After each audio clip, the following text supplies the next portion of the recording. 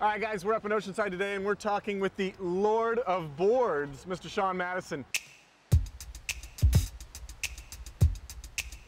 He's got a little bit of different take on surfboards, more of the experimental versions of them. But first off, Sean, how did you get the nickname Lord of the Boards? I think all of us get a nickname one place or another, but it happened to be this nickname came to be when Evan Slater from Surfing Magazine dubbed me the Lord of the Boards on his article about me being a surfboard junkie and working in retail. Now, we're here. What are we talking about here? I mean, we're talking about experimental boards. Well, this is a great subject to talk about because San Diego is the home of the fish. The fish really came into being in the late 60s when Stevie Liss, he's accredited to the fish, designed a knee board for riding hollow waves. And in the early 70s, that's where guys started riding them as surfboards instead of knee boards, and they found it was a great alternative shape to the other designs that were happening at the time. You looked at surfboards as they progressed and evolved. You're going to see a lot of different changes when they come from logs to performance surfboards. But you can liken a surfboard to a golf club.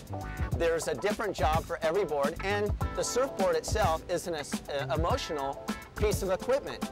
Every time you ride it, it gives you a different sensation. So these alternative boards is a different feel than the typical shortboard or surfboard that most people have. And you're seeing that a big number of people are actually building a quiver of boards, alternative shapes, different shapes, for that experience and for the job. But you want to also look at the fact that boards are continuing to evolve to enhance performance in each category, a lot like golf clubs.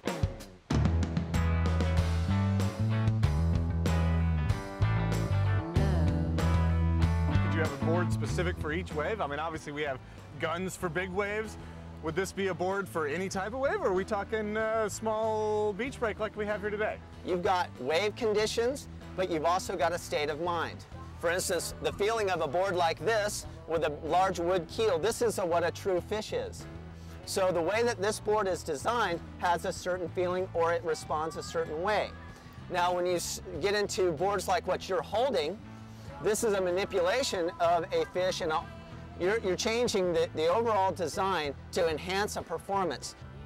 The Lord of Boards. He definitely knows what he's talking about. I want to thank Sean for bringing all these boards out for us to ride on, his beautiful wife to catch a few waves with us, and a couple of my good friends to come hang with us. If you want any more information, look us up at fox6.com/surf.